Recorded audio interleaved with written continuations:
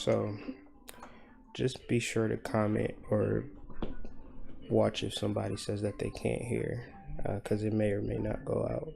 So here we are, day 4 of learning your natal chart, connecting the dots. I'm the mystic here with a client, and we're discussing her astrology chart. But instead of just telling her a bunch of things about her astrology chart, I want to get her to understand her astrology chart for herself, so then she can begin to fully understand herself and maybe in the future begin to help other people with their astrology charts, but really working with a foundational understanding of the symbols and what the symbols mean and the aspects, and then working with it and really understanding it.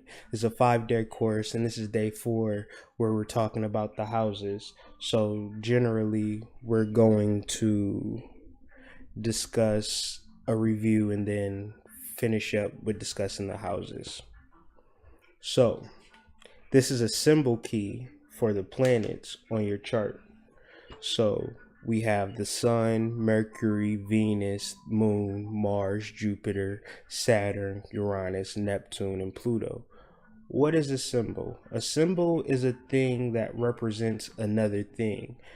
So this being a symbol for the sun means that it's not the actual sun. It just represents something else. It could use what the sun actually means and what it actually does to explain a principle within ourselves. The sun represents, like, if you are born, your mother, dad. If you're a guy, you would be a son. So it represents your existence, your beginning date. And so these are just the symbols when understanding your chart. If you don't understand the symbols and what they mean, then when you look at your chart, it's just a bunch of weirdness. So just understanding each symbol and taking the time to look at each symbol and match it up with the name be really key with understanding your astrology chart.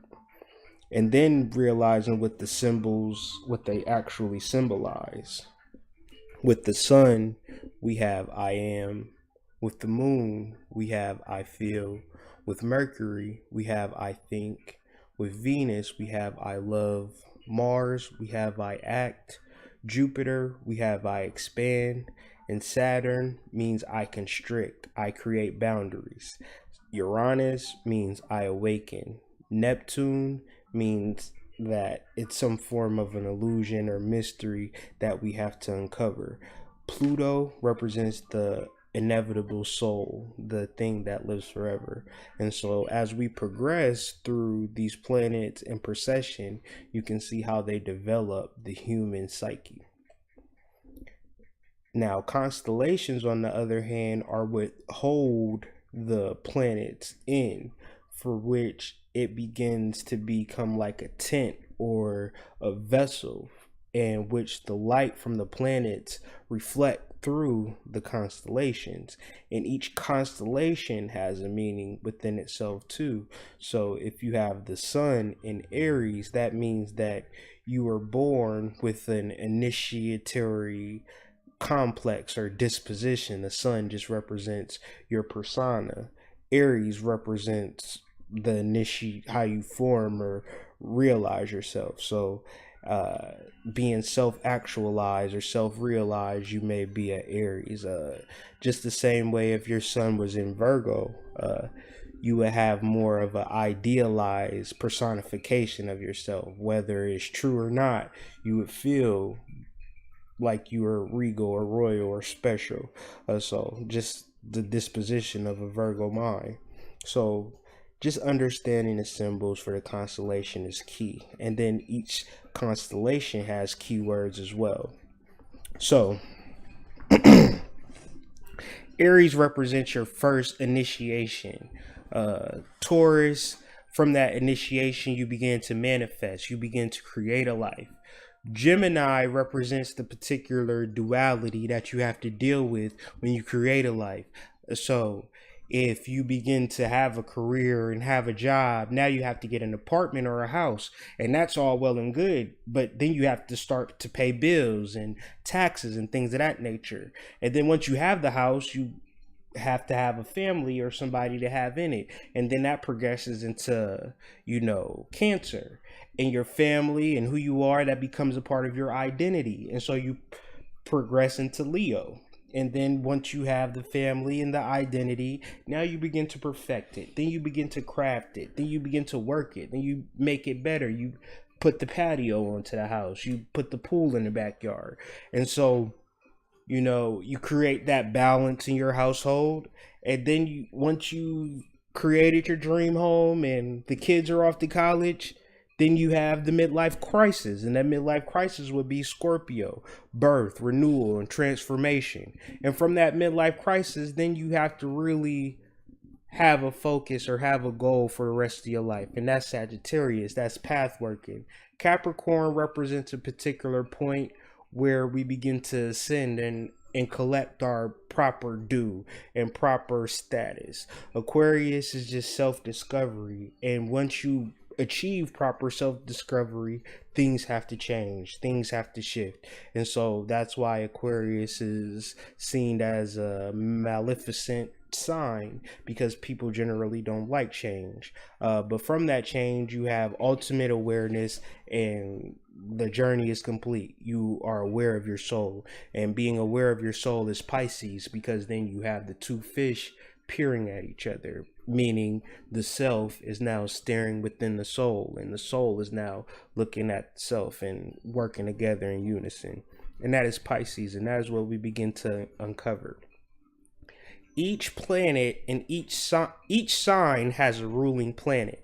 And so in understanding, we have to take our time and understand that each keyword and each understanding with each constellation and each planet works together.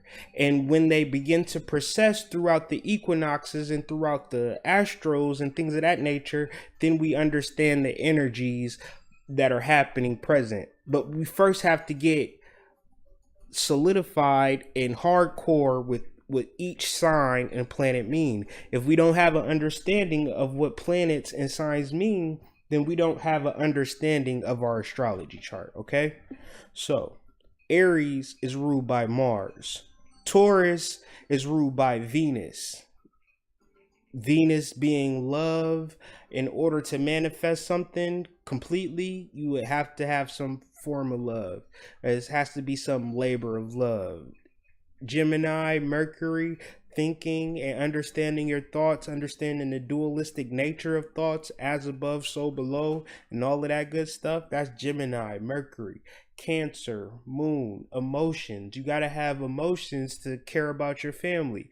That's why, you just don't run off to Hawaii, because you care about your family. You have emotions. So the Moon, Cancer, Leo, Sun. When you're born alone, unless you were a twin or a quadruplet. And even if you were a quadruplet, you came out of that pussy alone. So Leo represents the sun. And so Virgo is ruled by Mercury again, because if Gemini was ruled by Mercury, that's the baser thoughts. Virgo being ruled by Mercury, that's the higher echelon, the higher level, and the perfected thoughts. Like the thoughts that you had when you were 13 versus the thoughts that you have when you were 43. It's just like two different things, but both necessary, have to develop. Libra is ruled by Venus as well, just the same way as Taurus is ruled by Venus, because at the beginning, when you just experience love, you just want to have sex with people for superficial reasons. You couldn't even imagine anything deeper than a superficial reason to have sex, depending on your placement or whatever. But Libra is a more of a refined way of looking at love, balancing it out. Does this person have a good credit score and things of that nature? That's the Venus, the higher octave of Venus. So Scorpio is ruled by Mars and Pluto. Mars being the planet of action and Pluto being the soul. Birth, renewal, and transformation is not something that you can accomplish passively. You have to actively want to change. You have to actively do the cleansing work. So Scorpio is action to get to the soul. So you understand Mars and Pluto being a Scorpio. Jupiter is all about path working, and path working is the same as expanding. So Jupiter being the planet of expansion and Sagittarius being the constellation of path working, you can see how these two mean the same thing and how they rule each other. Saturn representing restriction, Capricorn representing ascension. In order for me to ascend, I cannot be all over the place. If I want to make it in the NBA, I can't be partying and doing everything. I got to be really focused on what I want to do. So understanding that. Aquarius and Uranus being the planet of change, Aquarius being the constellation of change, and really understanding the purposes for the change that happen in our lives. To have a bad aspect to Aquarius is being depressed and lacking no understanding for the bad or the good things that happen in your life. Finally, Neptune and Pisces, uncovering the illusion, working through the illusion, and understanding that Pisces is once those two fishes begin to lock eyes or work with each other, and the soul and the human aspects or the self just begin to work with each other. And that's how we become complete as individuals. We become human and soul. And so that's the journey. So once again, we want to understand this thing. So it's important that we use our right brain when understanding astrology and not just a left brain of just simply understanding. We have to have some visualization when fully understanding our chart. We have the constellations encompassing our solar system, and the lights reflect off the constellation and back to earth and down to us, and this influences us. It doesn't control us, it doesn't even persuade us, but it's like if it's available.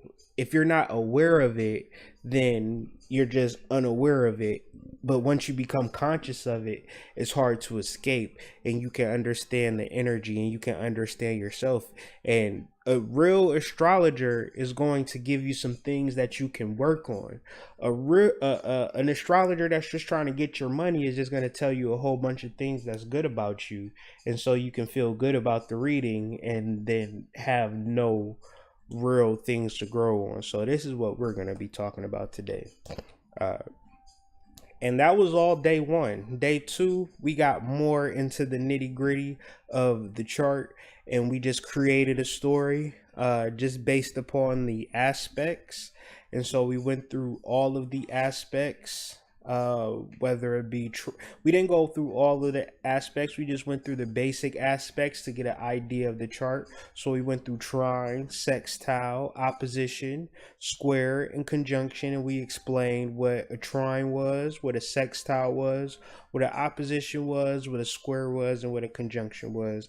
And then we went through a chart and we went through every single aspect, and we wrote out a sentence and we had a thought. So everything here was supportive, and the conjunctions, the energy that came together, and then the challenges with the squares, the energy that we had to work on, the energy that was available if we just wanted to focus. We talked about the sextiles. In her chart, she didn't have any opposition, so we didn't necessarily talk about oppositions. Yeah, and that was very eye-opening. And the third day, which was yesterday, we went in on the nodes. Not the nose, the nodes. The south node talks about your past. The north node talks about your future. The nodes are important in astrology because they don't talk about personal things that you are aware of consciously, even though you may or may not be doing them on an unconscious level. So to awaken you to your path and your future, also awakening you to your past, was very important and eye-opening. And this is a difficult thing to talk about. because these are things that have unconsciously been holding you back for however long that you can remember. And it's not a knock or a diss to anybody who's getting the reading, but this is just unconscious information. And so, generally, when people want to know about their astrology chart, you wouldn't find about this information nowhere else besides doing your astrology chart. That's why it's important for me just to not to tell her things, but for her to understand why and how I am telling her these things so she can figure it out for herself, because it's not about me knowing her astrology chart. An astrologer that can just tell you a bunch of stuff about your astrology chart does not make them great. I feel a great astrologer is one that helps you understand what's actually happening in the whole scheme of your astrology. So as you deal with the transits and the aspects moving forward, oh, Mercury is in retrograde. That affects me. Oh, what sign is Venus in? Oh, that it is my Venus return, or it is my Saturn return. Oh, the sun is opposite to me. So understanding these things moving forward, it will only help you and assist you in your life. These things won't hold you back for understanding particular knowledge and information. So the North Node represents particular purposes, intentions, and objectives that you have during your lifetime. This is where you actually grow. This is where you actually ascend and progress through. The South Node represents comfort without growth. So the South Node represents everything that you do that feels good in your life. But these things are not why you're actually here on the planet. Those things are from a past life that you are just comfortable doing, and they don't actually help you grow. The South Node is like you sitting on the couch watching TV all day, eating your favorite snack. Yeah, it's good, but the North Node is you waking up every day, going to the gym and practicing on public speaking, and you know what I'm saying. That's something that's going to help you lead you forward, and so that's what we talked about. Just want to read this passage. In astrology, your life purpose is encoded in the North Node and the South Node of the Moon. The lunar nodes are directly opposite each other in the chart. They aren't planets, but rather mathematical points on the chart that fall in two opposite zodiac signs. So, my client's North Node was in Gemini. And so, North Node in Gemini points to the way of fulfillment, evolutionary activity, does not indicate likely or probable behavior, and it is unlike a planetary aspect because there is no pressure, and this is where her point of natural fulfillment. Understanding the North Node in Gemini. North Node represents a time to come. Gemini represents duality. So really taking in the world as it is versus having a South Node in Sagittarius where you created the world, where you made the example I used yesterday. South Node in Sagittarius is like the church lady who was at church 4 times a week from the time she was 7 years old, was an altar girl, and died an altar girl, was the model church person. And so she lived and died being true to the church. Now, in this lifetime, you have to overcome that. You have to overcome your isolation and feeling like, well, since I did good here, I did good for life.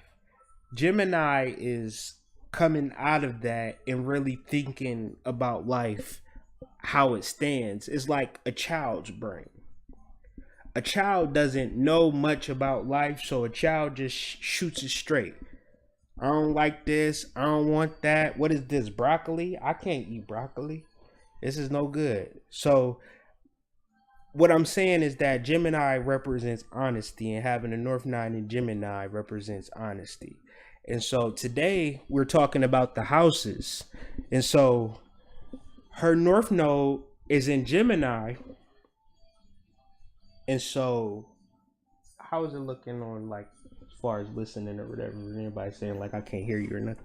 You're good. Okay.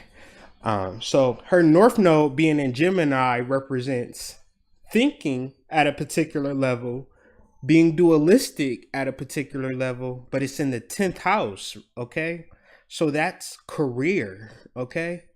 So it's important, future minded in her career, to be understanding, to understand the dualistic, understand that there's a light side and a dark side, to really understand Gemini energy, Castor and Pollux.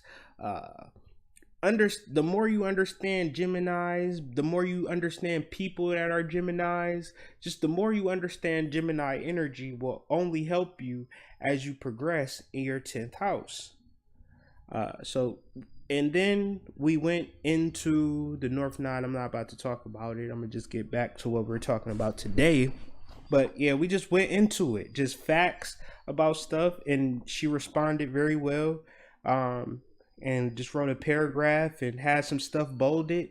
And you know, all of this information when you get in an astrology reading is yours to keep. So as opposed to me just simply telling you some stuff, you have all of this basic information that you can use to decode your chart. And if ever you forget, well, what does a trine mean? You can just go to the slide and then look at your chart. Easy access. You don't have to look online and type a whole bunch of stuff. It's just right there for you. And so it's a good thing to have. And just instead of a whole bunch of stuff about people that are not you, this is for you. Every slide is pertaining to her and her development. And so moving forward, we are discussing the houses. And so, like each house is ruled by a planet, the same way each constellation is ruled by a planet, then you understand. So here goes. Here's the procession. The planet rules the sign, and the sign rules the house. Okay?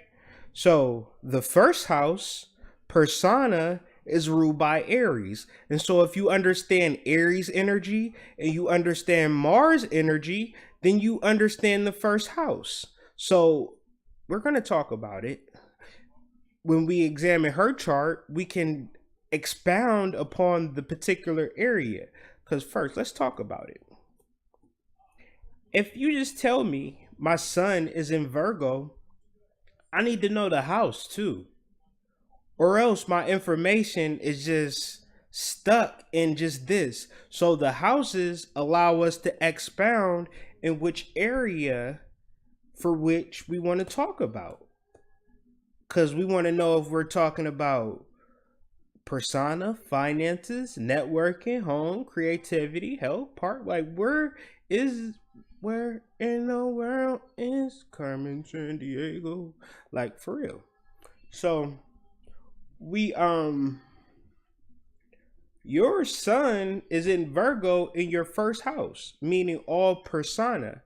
And this could be a good thing or it can be a bad thing. It's not a good thing or bad. It is both. Understanding Gemini energy is both one and the same. Maybe you could be too focused on the persona, or understanding the persona is the image that you put forward. It isn't the true image. It's the image that you have built up your whole entire life. Since you've been born, your name is X. You do X. You should be X. If you don't do X, then you ain't gonna be like Y. And if you ain't like Y, then you ain't right. And you gotta be right. Make sure that you're right. And if you're not right, you're not right. And you gotta be right. And this is all persona shit. So this could be good if everybody is applauding you, but being alone and working on yourself and doing the inner work, it may be a problem because your first house is in your sun in your Virgo, that means all of your energy has been built up in this first house. Now, say for instance, your sun was in Virgo, but you was a ninth house Virgo, then all your energy would be in something regarding higher learning or spiritual pursuits. I'm a 11th house Virgo, and so I'm all about social shit. Like, I like talking to lots of people and having lots of friends. I've always been that way. I've always had 50 people over my house, and my mom like, what the fuck, bro? Like, why are you having parties here at 2 p.m.? But that's just me. So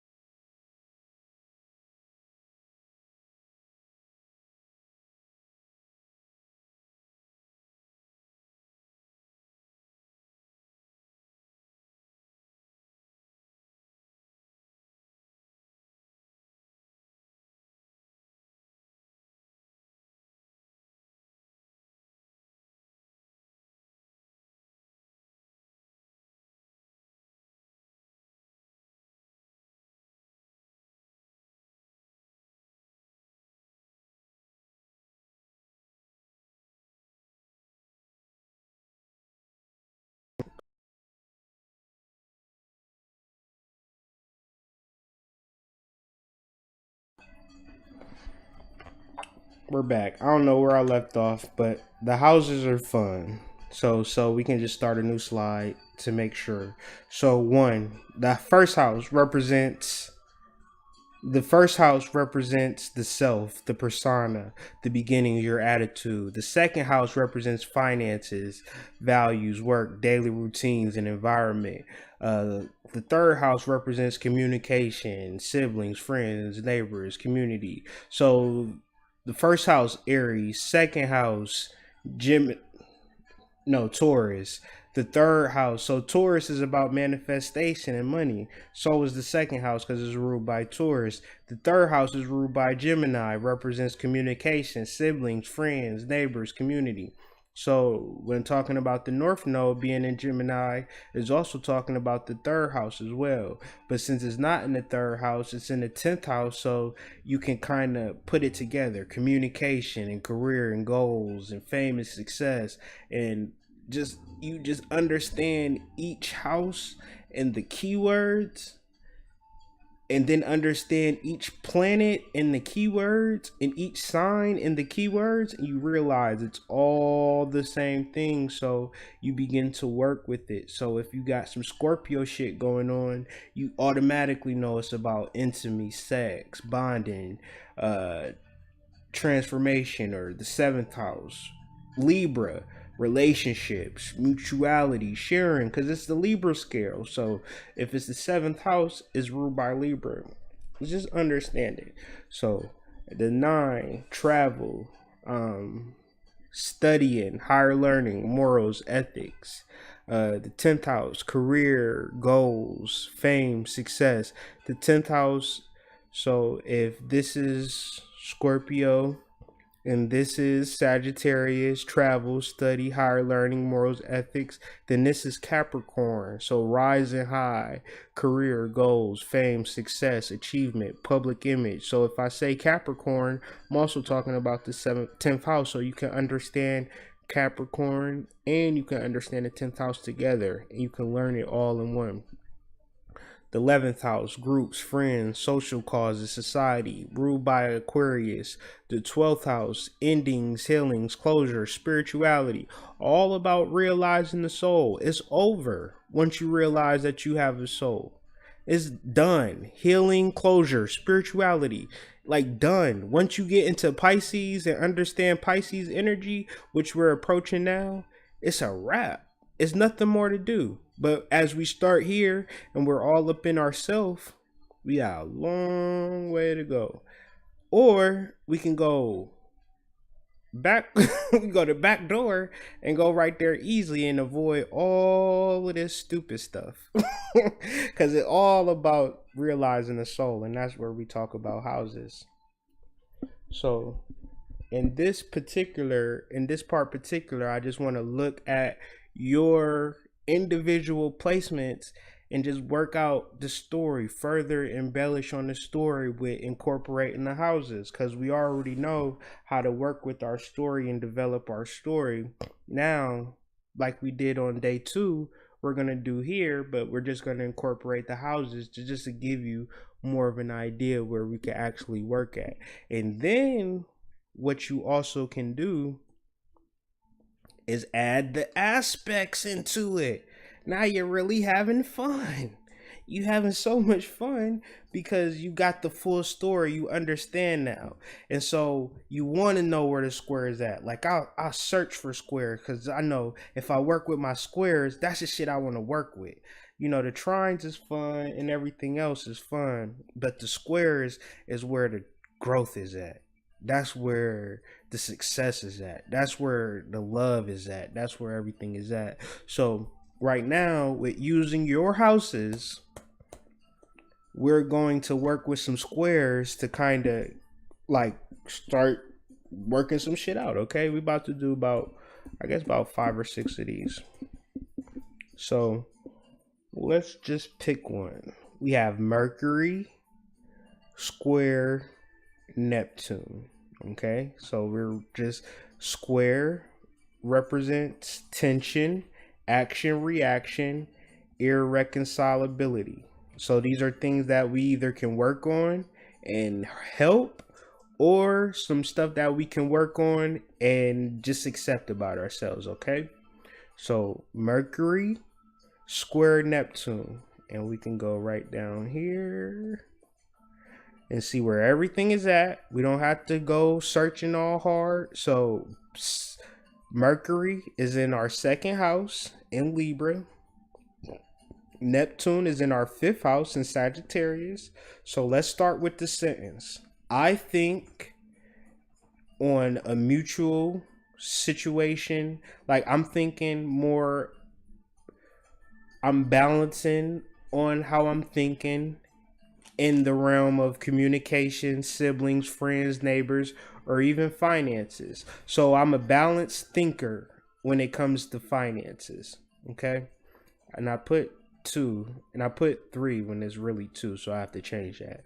Money, values, work value. So you are balanced in that area. In the money shit, you good. In the money, balancing in that area. So Neptune, house 5 is romances, play, self-expression, and creativity. So overall, just courting in relationships in that area.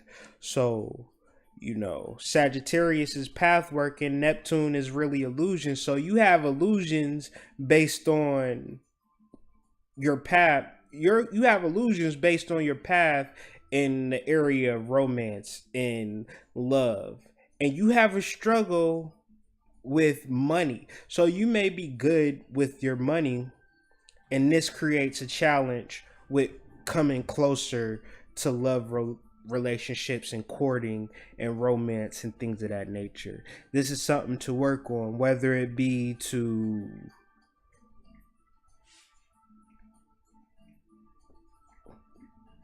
be honest about the visions about the relationship. A good way about understanding and talking through relationships is letting people know your expectations and things of that nature. Or it could be even a point of just being more romantic or being more playful or expressing yourself more would bring over that square, because it's something in the realms of money that make relationships a challenge. And you see how we find that out by incorporating the house to this? Because if we don't have the house, then I'm just guessing. I'm guessing, and I don't know what area I'm talking about. But if it's in house 5, then I know it's something in regards to relationship that you may have to work on. Hmm. Oh.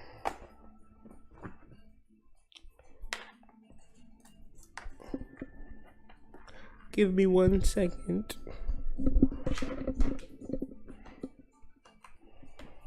So we're looking for another square, and we're gonna start with this Venus square Jupiter. Let me just get my phone together. Just want to make sure y'all don't hit me with the, I can't hear you. I can't hear you, hood. Y'all need to cut. So we're looking for another square. Oh, let me just set this volume down like that, like so. Sorry for this, guys.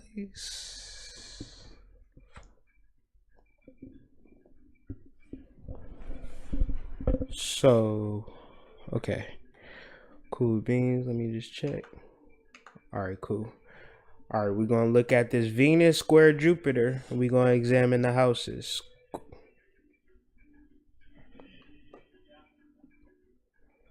Venus is in Leo, house 1. So, love of self and just having that persona together is key for you. Having that understanding of self and self-love is very key. Very strong aspect too, not a bad aspect to have. But when it's a square, then we have to do some examining. There may be some adjustments that we might have to make on that. But let's look at it. Jupiter and Sagittarius. So Jupiter is ruled by Sagittarius, so that automatically puts you in a good place. That puts you in a place of abundance in the realm of home, family, roots, and having an emotional foundation. So I would say that the square will have to be in establishing your emotional foundation with the Venus and Leo house 1. It is what you say it is. So if you have a negative self representation or a negative self expression, then that is your emotional foundation. And so creating a proper emotional foundation would be so huge for you. It would be so great to know that, okay, I can set up my emotional foundation, and this will help ease the challenge that has to do with my self identification and self expression, and really my attitude too. My attitude. So, if we do have a negative attitude, it is a result of our emotional foundation. So, it's things that we could work on within ourselves to really help this. Books like Emotional IQ, and just constantly working on it and building upon um, understanding our emotions and how and house 4 is not about the home and family that you came from. This is the home and family that you create. House 1 is more about your family that you came from, because your family that you came from gave you the self and they bought you the clothes and dressed you how they wanted you to dress, and their impressions of you is what live on in your mind. So house 1 is more about your family that you came from. House 4 is more about the family that you are going to create, your family, your roots, and that's all about creating a new foundation outside of the feelings that come from the first house. So let's do another Venus square, because you have a conjunction right here. I'm sorry, Jupiter and Uranus in Sagittarius, meaning that you're a trendsetter, meaning that you're destined for things that only you know and only you create, and they are beneficent. They're beneficent. They are based in growth. And so this is you. And so when you have a Venus square to what you're set here on this planet to do, then that square represents something that you need to work on. But even though Uranus and Neptune are conjunct, they're in different houses. So, just like I said, this was about the home, family, roots, and emotional foundation that you create. House five, once you create that, that begins to open you up to different levels of romance and different levels of self-expression and creativity and things of that nature. So you have to deal with it on a Uranus level and also a Neptune level. And once you deal, I'm sorry, a Uranus level and a Jupiter level. And so once we begin to discuss these things and really understand that this energy is doubled down, fourth house energy and creating, and it may be something of a misunderstanding between your first house energy and your fourth house energy. Your first house energy is important based on your relationship to your family. Your fourth house energy is important based on the energy that your new family or the family that you create is. And so it has to be some reconciliation between your fourth house and your first house.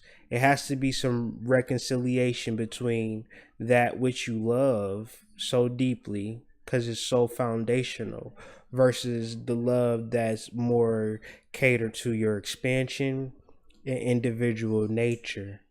Because even though you were born into a family, you were also born alone.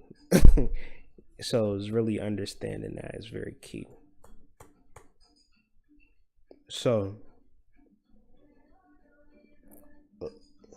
let me see what else we want to talk about. Let's talk about a sextile.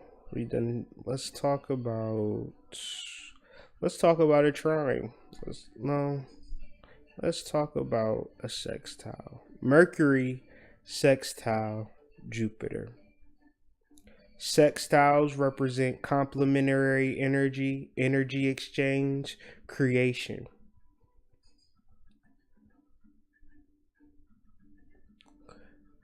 And so we're talking about Mercury. And so your money management, your ability to think smart in the areas of money, just disregard that. Second house represents money values. Okay. So, sextile, what was that? Jupiter. So, even though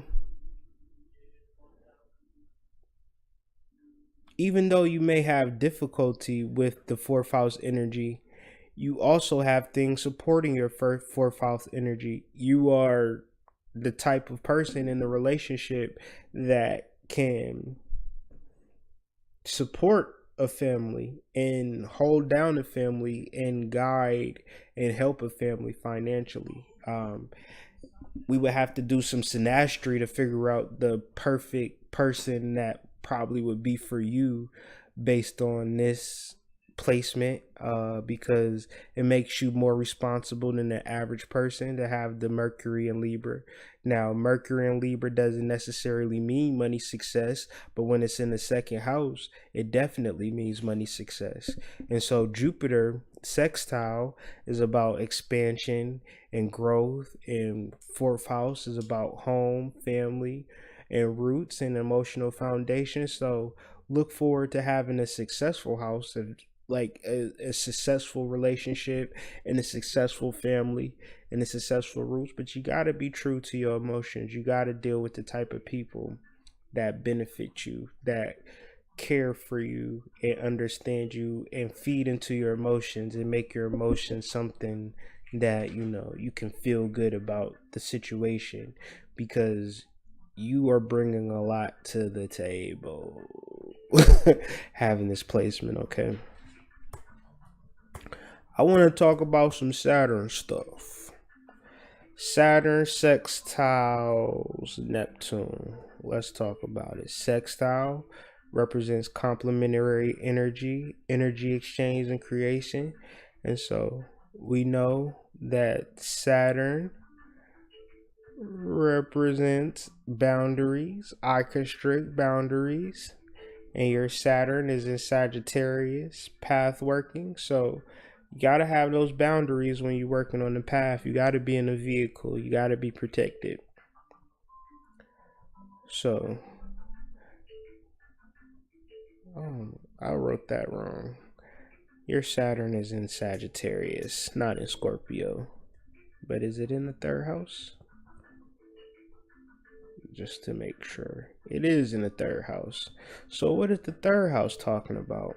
Third house is talking about communication, siblings, friends, neighbors, and community. Just Gemini. So if your Saturn is in Sagittarius in the third house, let's sound it out. You gotta have boundaries with.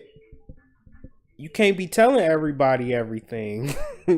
You gotta be restrictive in that area. Because if you probably have been because if it's in Sagittarius, it's all about where you going. And so where you going might not be where your siblings going, where your friends is going, where your neighbors is going, where your community is going. You may be going somewhere outside of the community. You might be somewhere over in here. So you got to keep things to a minimum, or keep things proper boundaries based on the people that's going where you going. So it is sextile Neptune. So Neptune in Sagittarius, house 5, dealing with romance, play, self-expression, creativity, just basically Leo energy, individual energy. So basically it's saying that you can have whatever you want to have and do whatever you want to do as far as in this area, because you're the king of the jungle. But it's just that you may need to have boundaries with the people that are not in the same realm as you. Give me a second. I think the video cut off.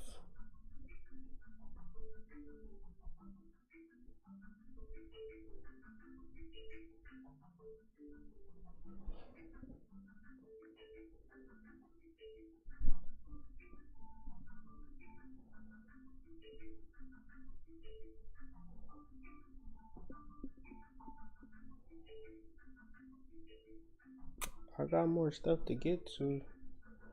I don't even know if I'm on live anymore. I'm still on live. Okay, I'm still here. Wasn't sure if I was here or not. Just give me a second.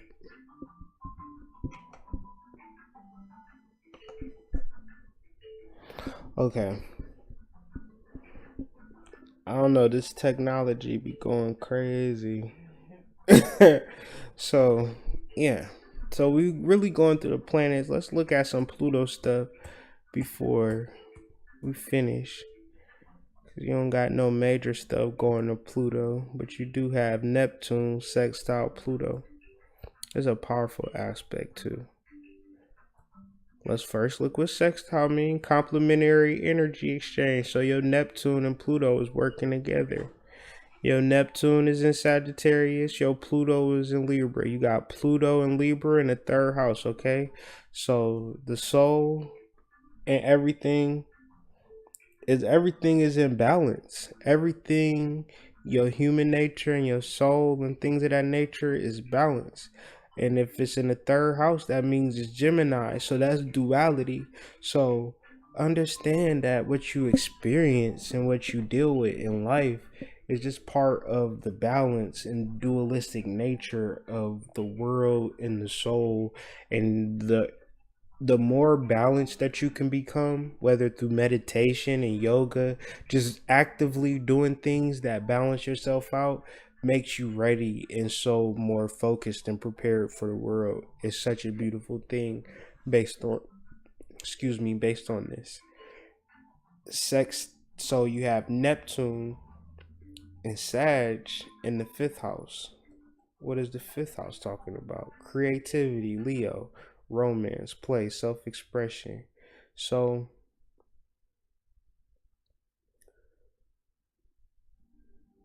you may worry about love and romance and things of that nature, but that's just because you over here. You over here. Okay? That's why you may worry about it. But the way that Sagittarius is working, see where these arrows is going? This is where you gonna be. Okay? And if your fifth house is here and your fourth house is over here somewhere with Sagittarius, it ain't gonna be here in the neighborhood. It's gonna be somewhere over here in Sagittarius world. That's where your fourth and fifth house is at. So if you looking for fourth and fifth house over here, it ain't gonna never be here. If the 7-Eleven is on Kinsman and 145th Street, then that's where it's gonna be. If you on Euclid and 55th, the same. It's gonna be a different location. So that's what Sagittarius is telling you. Sagittarius is telling you that your greatest, your fourth and fifth house stuff that you probably don't got over here, all you got over here is first house stuff. You see, the sun, Venus, Mercury, that's ones. House one, house two. That's more of your foundation stuff. This is you building yourself up. I am somebody. You know, you're building yourself up. You ain't gonna get here till you get all the way here, and now you over here, and now you doing the best that you can do and being the best that you can be. This is what Sagittarius is pointing you to. All right. So that's the houses in a nutshell. And so we just want to finish off this conversation with discussing the ascendant and Leo and the medium coli and Taurus and the houses and what they mean and all of this stuff. But let's get a definition of ascendant in midhaven or medium coli. Your rising sun, also known as your ascendant, represent the way others see you, your general impression on people, and your spontaneous reaction. It reflects the zodiacal sign that was ascendant on the eastern horizon the moment you were born. The midhaven is one of the most important angles in the birth chart. It traditionally indicates career status, aim in life, aspirations, public reputation, and our life goal.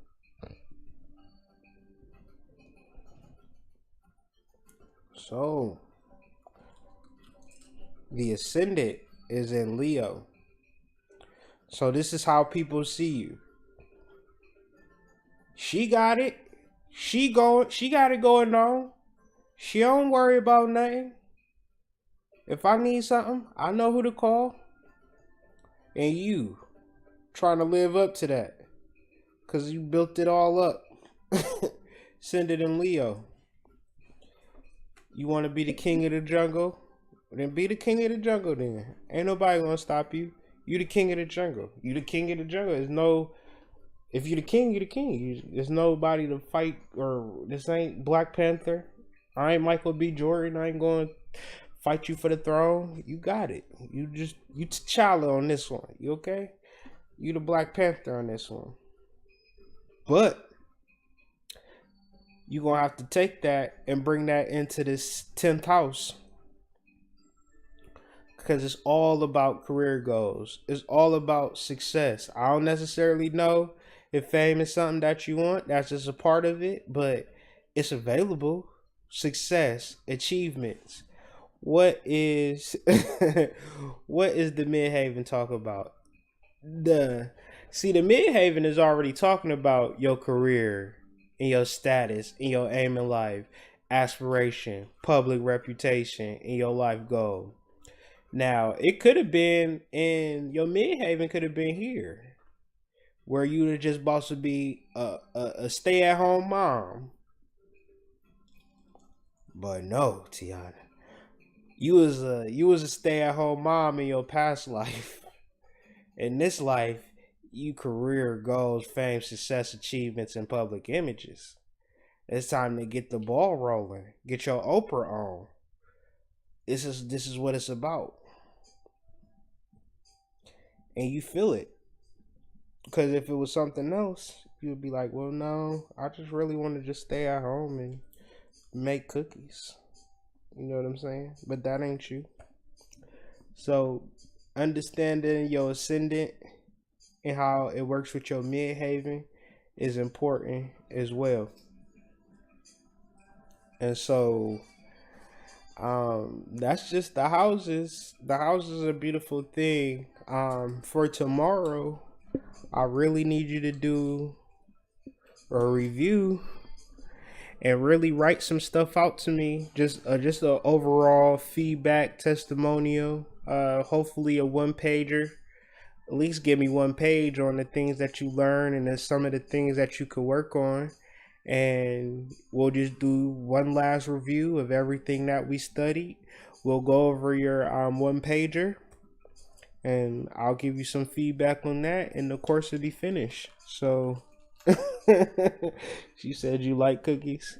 If you see on the comment, if you could type anything you want to feedback or how you feel about what we learned today.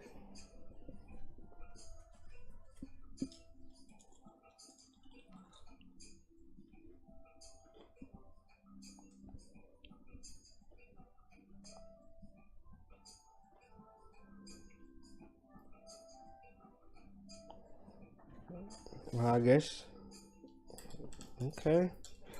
Well, send me a message or give me a call or whatever after this feed and let me know how you felt. Just wanted to do this little hour thing and talk about it and kind of do a little promotional thing. So if anybody interested, make sure you message me, hoodmystic@gmail.com, if you're interested in getting your astrology chart read so you can read it yourself. You understand? I'm not into giving niggas fish. I'd rather teach you how to fish. That way you could teach somebody else how to fish and we can really like change some stuff. People can become more introspective and really change themselves and relieve the pressure off of somebody else. So it's a great build. Appreciate you, Tayana. It eventually worked out in the end. So I appreciate you for being a good sport about this, Tiana. Let me use you. Really appreciate you, Ashe. But I'll talk to you after this feed. Everybody have a good one. I'm the Hood Mystic. Peace, y'all.